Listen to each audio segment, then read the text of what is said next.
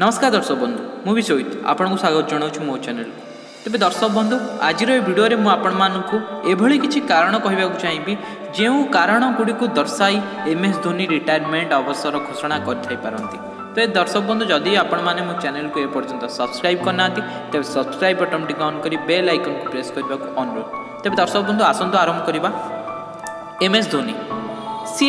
प्रथम कथा जितेबाला से जो डिसीजन नियंती सेतबेले क्या पचारती ना सी निज डिसीजन सब निजे ही नियंती एवं एथिपाई से कौन सी मतामत काहारी ठारू मध्य संग्रह करती ना। तेबे जितेबाला 2014 मसीहा डिसेम्बर 30 तारिख में हठात MS धोनी आसले एवं टेस्ट क्रिकेट रू अवसर घोषणा करते। तेबे हठात सबू न्यूज चैनल जितेबाला यहाँ प्रकट होगला समस्त आश्चर्य थे जे MS धोनी हठात केमती आसी टेस्ट क्रिकेट रो अवसर घोषणा करते विदाउट किसी पूर्व किसी ना कि अब्बा किसी आसना हठात सबकि हठात कई सेकेंड मध्य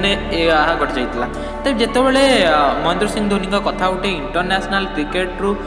सब फर्माट जो अवसर कथा उठे तेज निश्चित भाव किसी प्रश्न जोटा कि मो मन को आंदोलित कर जो कारण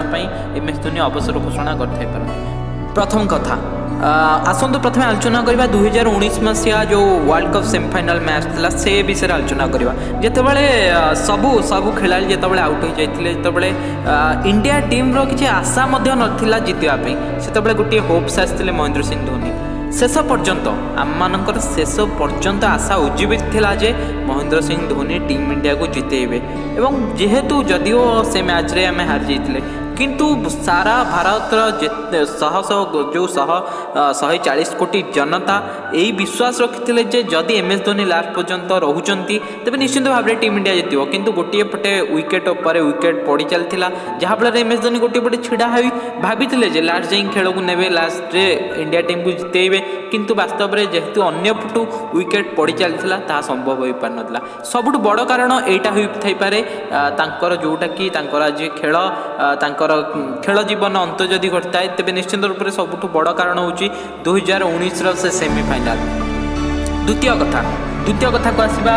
2019 जेबेठू से मैच सरी से विभिन्न प्रकार समालोचनार शिकार है महेंद्र सिंह धोनी सते जमी से ही केवल यही जो विजय यही जो पराजय से ही केवल दायी थे से ही गोटे लोक से ही गोटे खेला जी ये जो संपूर्ण वर्ल्ड कप थिला तांकर मुंड ही सब दोष नदा हो जाता ये गोटे आउ गोटे प्रकार कारण हो पारे। तृतीय कारण भारतीय क्रिकेट दल जो पूर्वतन दिग्गज खेलाड़ी मान अच्छा से किसी लोक मैंने सीधा सड़क सेमीफाइनल मैच पर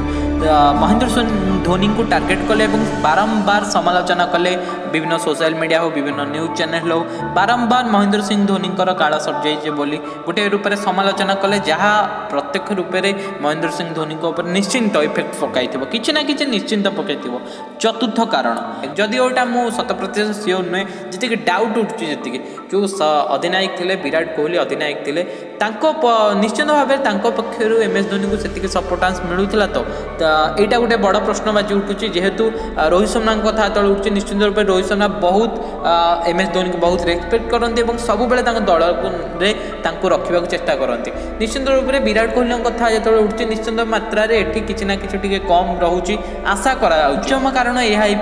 नुआ BCCI चेयरमैन होते जेहेतु पुराणा BCCI चेयरमैन से कौन ना कौन कारण MS धोनी को चाहून पुणी थे दल को चाहून दल से रहा किंतु जो नुआ चेयरमैन है सौरभ गांगुली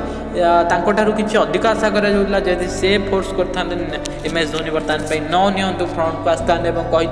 निश्चित रूप से MS धोनी को आम आगामी भविष्य में इंडियन क्रिकेट किसी मैच रे देखी थी पारि था। तेज आउ गोटे कथा आपण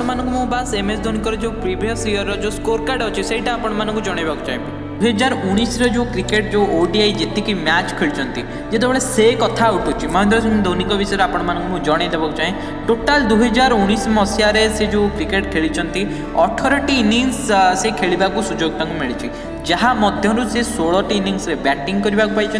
से 16टी इनिंग्स किसी मैच रे से शेष 2 ओवर शेष 5 ओवर शेष 10 ओवर भितर बैटिंग करने आपको जनई दूची से जो 16टी इनिंग्स खेली से बैटिंग एवरेज प्रतिशत थिला 60 माने गोटे मैच रे एवरेज रोचे 60% एवं स्ट्राइक रेट कथा जो उठुची स्ट्राइक रेट रही 82.30 आपण मैंने अनुमान कर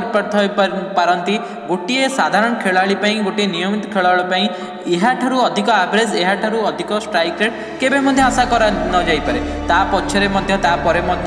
जो विकेट पछरे जो कार्यकलाप तांकर जो बहुत कम सेकेंड जो स्टंपिंग तांकर जो रन आउट जहाँ एगुड़िक रही निश्चित रूप से गोटे खेलाड़ी नियमित खेलाड़ी एतिक ही प्राचुर्य जे 60 एवरेज 82.30 स्ट्राइक रेट ता सहित तांकर जो विकेट भितर जो रनिंग बिटवीन द विकेट सेटा बहुत जोर थिला से बहुत एक्टिव बहुत फास्ट दौड़ते एतक कथा ए रही संपूर्ण घटना जदि आपको किसी इनफर्मेटिव लगे तेज निश्चित मो वीडियो को लाइक शेयर सब्सक्राइब करें। धन्यवाद। जय जगन्नाथ।